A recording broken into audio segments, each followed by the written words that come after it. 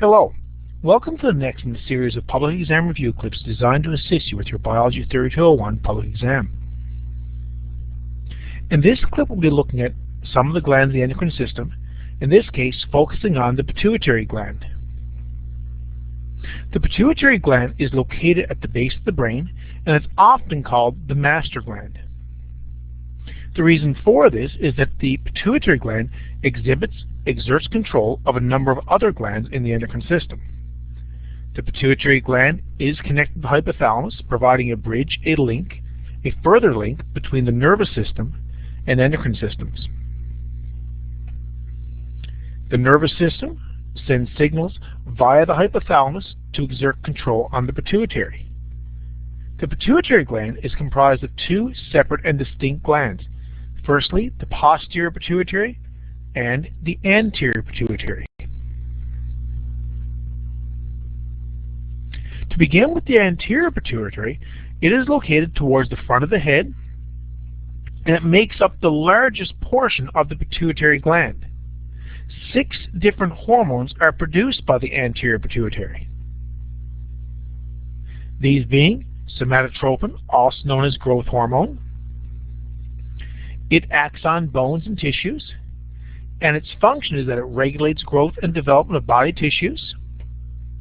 It increases intestinal absorption of calcium and stimulates protein synthesis and lipid metabolism.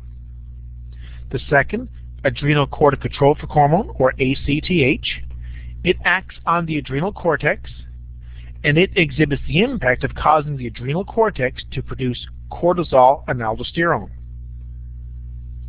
Prolactin, the third hormone produced by the anterior pituitary, exhibits its impact on the mammary glands, and what it does is it stimulates milk production, or lactogenesis, and it stimulates development of mammary tissue.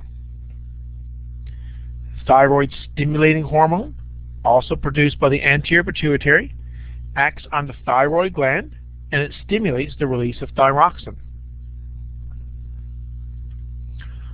Follicle stimulating hormone, or FSH, has an impact on the ovaries and testes, and it causes the maturation of a follicle within an ovary. It also starts development of sperm cells in males. And lastly, luteinizing hormone, or LH. Luteinizing hormone, LH, also affects the ovaries and testes, and what it does is it causes the follicle to release an egg, forms in corpus luteum, and it stimulates the production of testosterone in males. The posterior pituitary, on the other hand, is located on the back of the pituitary gland. It is the smaller of the two glands that make up the pituitary. Of significance is the fact that while the posterior pituitary does store hormones, it doesn't create any. The hormones it secretes are 2.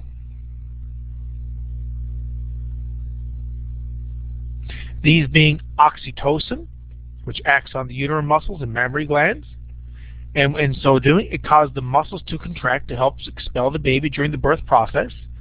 It also causes mammary glands to contract to release milk. It also secretes ADH, antidiuretic hormone, also known as vasopressin. It acts on the blood, the arteries, and the collecting ducts of the kidneys. It functions to assist in regulating sodium levels in the blood, and it causes damaged blood vessels to constrict to reduce blood loss. It also causes kidneys to retain water. ADH and oxytocin are created by the hypothalamus, but they are stored in the posterior pituitary. At times, issues, disorders, problems will be developed, attached to, associated with the pituitary gland. The first of these is dwarfism. It's caused by an insufficient production of human growth hormone, HGH, somatotropin during childhood. The effect of this is it causes an abnormally short stature, but it can be treated through injections of HGH.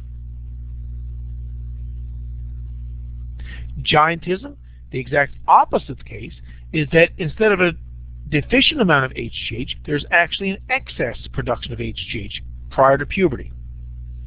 The effect is abnormal growth of long bones in the skeleton. And there's also treatment options available. Microsurgery may be done, radiation, various treatment of glandular tissue to curb the production of HGH. Acromegaly is caused when there is excess HGH during the adult years. The effect, it causes thickening of bone tissue, abnormal growth of the head, the hands, the feet, also leading to spinal deformities. Treatment can involve surgical removal of the tumor, which typically causes the HGH to be produced, radiation of this tumor, or possibly injection of HGH blocking drugs. Another disorder, which is attached to issues with the pituitary gland, is the disorder diabetes insipidus.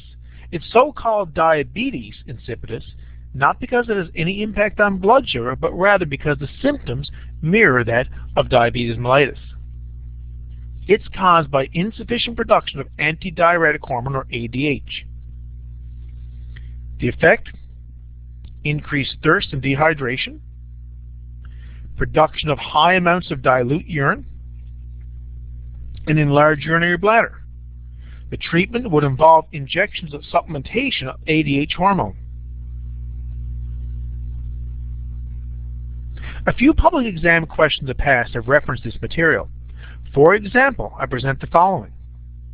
A boy entering grade 1 is 1.5 meters tall, and in grade 3 he is 2 meters tall. If the other grade 3 children are 1.2 meters tall, which hormone is overactive in this boy? The answer would be the hormone which contributes to excessive growth. The hormone which fits this bill will be somatotropin, also known as HGH. A constructive response question from the same material reads as follows. Describe two differences between nerve responses and endocrine responses. The answer would be any two of the following. For nerve responses, they are fast. They require ions of neurotransmitters. Nerve responses require the nervous system to create responses. Nerve responses require a threshold to occur. Nerve responses are of short duration. And nerve responses are direct from nervous system to an effector. The endocrine response, on the other hand, they are slower in response to nerve responses. They require hormones. Endocrine responses require the circulatory system. Endocrine responses do not require any threshold value. Endocrine responses are longer lasting, and endocrine responses are indirect in that a second messenger may have to be used, or one gland has to stimulate another gland to produce a response. I hope you found this learning clip helpful, and it will be a benefit to you in preparing for your Biology 3201 public examination.